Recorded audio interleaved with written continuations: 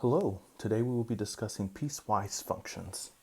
A piecewise function is a function that is described by more than one expression. They are fairly simple in that each subfunction applies to a different interval in the domain. So you can think about piecewise functions as graphing a multitude of inequalities or equations over a given range. For a certain range, you have an equation that relates to a value, and then another range, you have a different set of equations that relate to that value. So if you look at what we have written here, we have the function g of x, and it's represented by three subfunctions. We have a variation of sine of x, with x is less than -1. The second subfunction we have is x squared minus 1, and that is when x is between -1 and 2.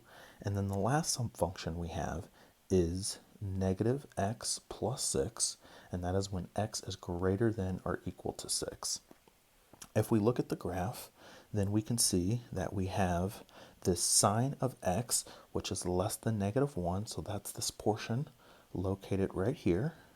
We see that it doesn't actually go to -1, but it approaches -1, and that's why we have that open circle, and then anything that is less is in that subfunction.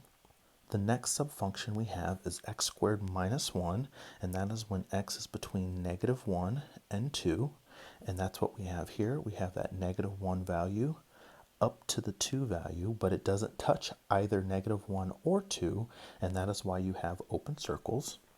However, it represents that parabola or that quadratic equation between those numbers. And then finally, the last piece of this piecewise function, or the domain of g of x, is negative x plus 6, and that's for all values of x that are greater than 6. And that's what we have shown right here. So when you use something like this, think of various outcomes that depend on a specific situation. For example, taxes. Everyone has to pay taxes. So let's say g of x represents the amount of taxes that you have to pay, and then the subfunctions will tell you based off of how much money you make, how much money you'll have to pay in taxes. As a random example, say you make between $0 and $10,000 a year, well, you're going to have to pay a certain amount of taxes based off of that equation. Then say you make between $10,000 and $20,000 a year, well, then you'll pay a certain amount of taxes based off that equation. And if you make more than $30,000, then we're going to say that the last equation will then determine how much you pay in taxes. So that domain of the function, let's say g of x, will again tell you or indicate how much taxes you have to pay depending on where you are in the income scale. And that is how you would use these piecewise functions.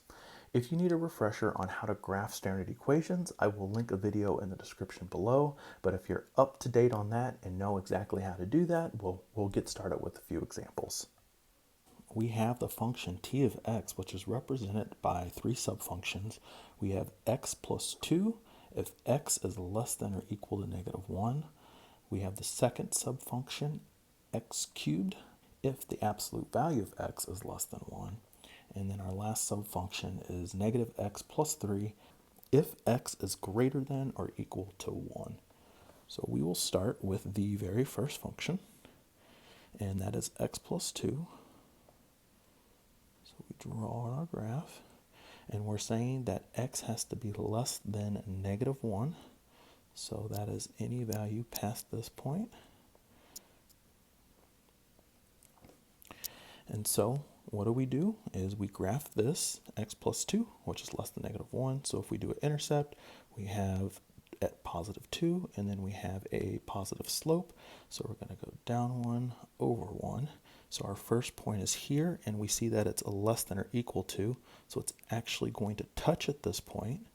And then we're going to go down 1 over 1, and that's going to be our next point, and it's going to continue in this direction.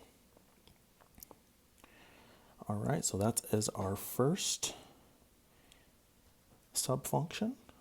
Our second subfunction we're going to look at is the value of x cubed. if the absolute value of x is less than 1, so we see that absolute value sign, and so we just know that this is going to be between 1 and negative 1, but it can't touch either negative 1 or 1 if we want to satisfy this domain.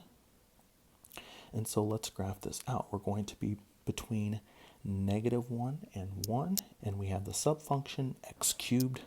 We know that it goes through the origin, so that's going to be a point here. Again, it's going to be less than, so it's not going to touch. And we know that we can do at x equals 1, we're going to get 1. And at x equals negative 1, we're going to get negative 1. But again, we're not going to touch. And we are not going to touch here. And then this graph, as you know, goes up like that and curves in that way. So that is the second subfunction of this group. Now we're going to look at the third subfunction, and that is negative x plus 3 for any value that's greater than 1. So that's going to be past this 1 value. And so again, we want to graph this similar to what we did in our first subfunction, x plus 2. Find the x-intercept, we get 0, 3. So we go up 1 more.